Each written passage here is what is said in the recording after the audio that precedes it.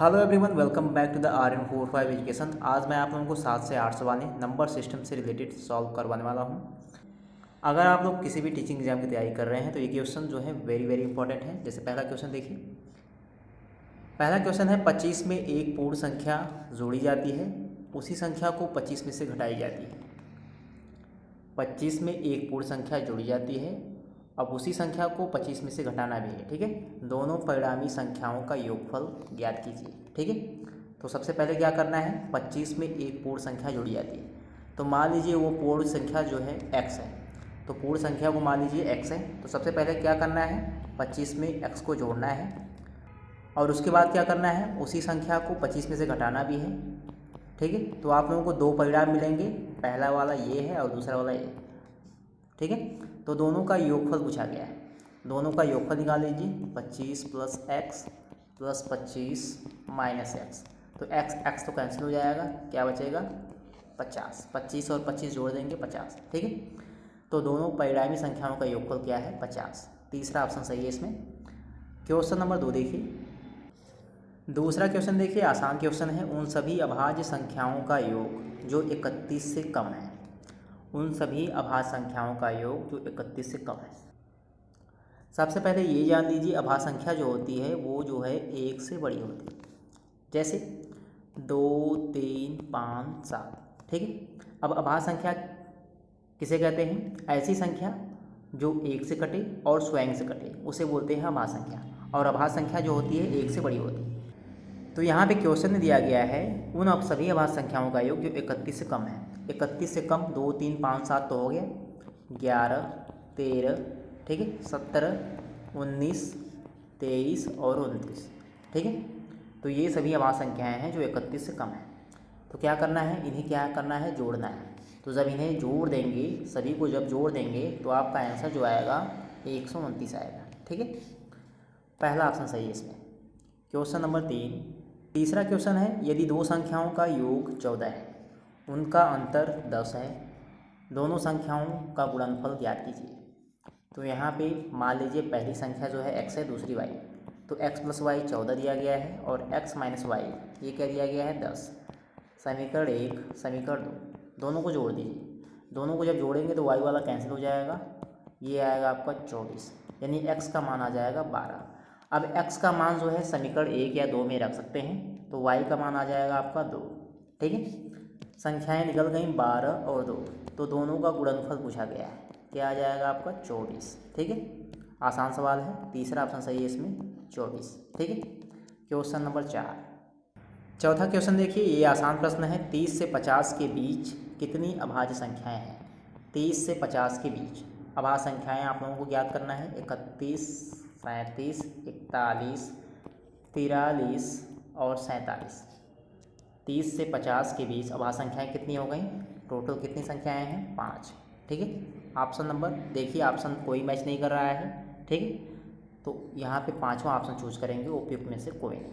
ठीक है, पांचवा क्वेश्चन है, वे दो प्राकृतिक संख्याएं कौन सी हैं जिनका गुणनफल 2400 है और जिनके वर्गों का योगफल 5200। ठीक है, तो दो प्राकृतिक संख्याएं कौन सी हैं, मान लीजिए पहली वाली x है और दूसरी y।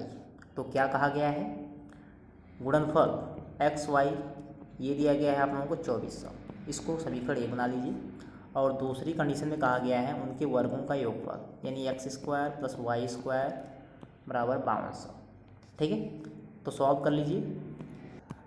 तो आप लोग जानते होंगे x square plus y square इसे क्या लिख सकते हैं, x square plus y square इसे लिख सकते हैं एक्स प्लस वाई का होल स्क्वायर माइनस 2xy। ठीक है, तो x square plus y square ये क्या है 5200 है, तो यहाँ पे लिख दीजिए 5200। एक्स प्लस वाई का whole square minus 2 x y का मान भी पता है आप लोगों को 2400। ठीक है, समीकरण 1 से, तो ये हो जाएगा 5200 प्लस 4800 बराबर x प्लस वाई का होल स्क्वायर। ये आ जाएगा x प्लस वाई का होल स्क्वायर बराबर ये आ जाएगा आपका 10,000। जोड़ देंगे 10,000 आएगा, तो यहाँ से x प्लस वाई का मान निकाल सकते हैं। x प्लस वाई का मान आएगा आपका 100। ठीक है, ये बना लीजिए समीकरण 2। समीकरण 1 आपने बनाया है यहाँ पे, समीकरण 2 आपका देख लीजिए। ठीक है, तो अब आप लोगों का दो मान निकल गया, x + y = 100 और x y बराबर क्या है आपका 2400। ठीक है, ये है समीकरण 1 और ये है 2। तो समीकरण 1 से जो है किसी का मान निकाल सकते हैं, जैसे x का मान निकालेंगे तो 2400/y। ठीक है, अब x का मान जो है समीकरण 1 में रख दीजिए। x का मान जो है समीकरण 1 में रखेंगे तो ये हो जाएगा 2400/y + y = 100। ठीक है, ये हो जाएगा, नीचे तो y हो जाएगा 2400 और यहाँ पे y² = 100। ठीक है, तो ये बनेगा आपका द्विघात समीकरण y² - 100y + 2400 = 0। ठीक है, तो यहाँ से आप लोग जो है सॉल्व कर सकते हैं। तो यहाँ से y का मान निकालेंगे तो ये आएगा आपका 60 और 40।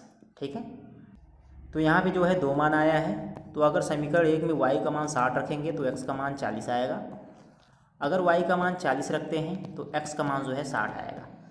ठीक है, तो यानी कह सकते हैं जो संख्याएं हैं वो कौन कौन सी संख्याएं हैं, 40 और 60। तो संख्याएं तो निकल गई 40 और 60, और यही आप लोग निकालना है वे दो प्राकृतिक संख्याएं कौन सी हैं, 60 और 40, या कह सकते हैं 40 या 60। क्वेश्चन नंबर 6 है, निम्नलिखित में से कौन सा कथन असत्य है। ठीक है, आप लोगों को वो कथन ढूंढना है जो असत्य है। पहला देखिए, शून्य न्यूनतम पूर्ण संख्या है, सही है।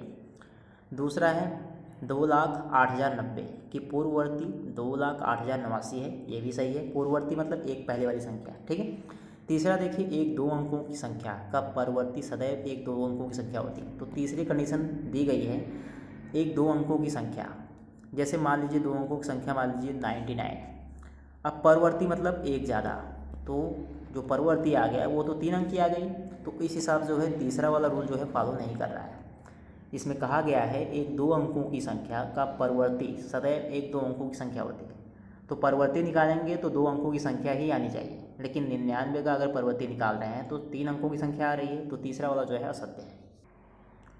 क्वेश्चन नंबर 7 देखिए, निम्नलिखित में से कौन सी एक अभाज्य संख्या है। अभी मैंने आप लोगों को अभाज्य संख्या किसे कहते हैं ये मैंने आप लोगों को बता दिया है। अभाज्य संख्या जो है एक से बड़ी होती है, तो पहला वाला ऑप्शन तो नहीं होगा। दूसरा ऑप्शन है सही है, 2 आपकी क्या है अभाज्य संख्या। अभाज्य संख्या ऐसी संख्या होती है जो एक से कटेगी या तो स्वयं से कटेगी और एक से बड़ी होगी, उसे बोलते हैं अभाज्य संख्या। दूसरा ऑप्शन सही है इसमें। 8वां क्वेश्चन, 51 और 100 के बीच कितनी यमज अभाज्य संख्याएं हैं। तो देख लीजिए, यमज अभाज्य संख्या किसे कहते हैं। अब इसमें अभाज्य है तो अभाज्य तो होगा ही। यमज अभाज्य मतलब कि ऐसी दो अभाज्य संख्याओं का समूह है जिनके बीच का अंतर 2 हो, तो उन्हें बोलते हैं यमज अभाज्य संख्या। जैसे 3, 5। अब देखिए 3 भी अभाज्य है और 5 भी अभाज्य है और इन दोनों का अंतर 2 है, तो ऐसी संख्याओं को बोलेंगे अभाज्य संख्या। जैसे दूसरा अगर देखें 11 और 13, 11 और 13 दोनों अभाज्य संख्याएँ हैं और इनके बीच का अंतर 2 है। जैसे 17 और 19, ये दोनों भी अभाज्य संख्याएँ हैं, तो कह सकते हैं ऐसी दो अभाज्य संख्याओं का समूह जिनके बीच का अंतर 2 हो उन्हें बोलते हैं यमज अभाज्य संख्या। लेकिन आप लोगों को क्वेश्चन में पूछा गया है 51 और 100 के बीच कितनी यमज अभाज्य संख्या है। 51 और 100 के बीच, तो सबसे पहले आप लोग ये पता कर लीजिए 51 और 100 के बीच कितनी अभाज्य संख्या है। तो 53 एक होगा, एक 59, 61, 67, 71, 73 और आपका हो जाएगा 79, 83। ठीक है, और उसके बाद 89 और उसके बाद कौन सी होगी 97। ठीक है, तो 51 और 100 के बीच टोटल 10 जो है अभाज्य संख्याएँ हैं, लेकिन आप लोगों को ढूंढना है क्या है यमज अभाज्य संख्या। तो यमज अभाज्य संख्या ऐसी दो अभाज्य संख्याएँ जिनके बीच का अंतर 2। तो यहाँ पे देखिए 59, 61 ये हो जाएगा, 71, 73 ये भी हो जाएगा। ठीक है, तो यही आपका होगा। ठीक है, 2 ही है, 59, 61 और 71, 73। ठीक है, तो यमज अभाज्य संख्याएँ कितनी हैं 2, और यहाँ पे भी लिखा गया है ट्विन प्राइम। ठीक है, अंग्रेजी में नाम लिखा गया है यमज अभाज्य संख्या, तो कितनी है 2। ऑप्शन नंबर दूसरा वाला सही है। तो ये थे टोटल 8 प्रश्न। ठीक है, इनमें से कुछ क्वेश्चन जो हैं ऑलरेडी एग्जाम में पूछे भी जा चुके हैं। अगर आप लोगों को वीडियो पसंद आए तो वीडियो को लाइक करिएगा और चैनल को ज़रूर से सब्सक्राइब करिएगा।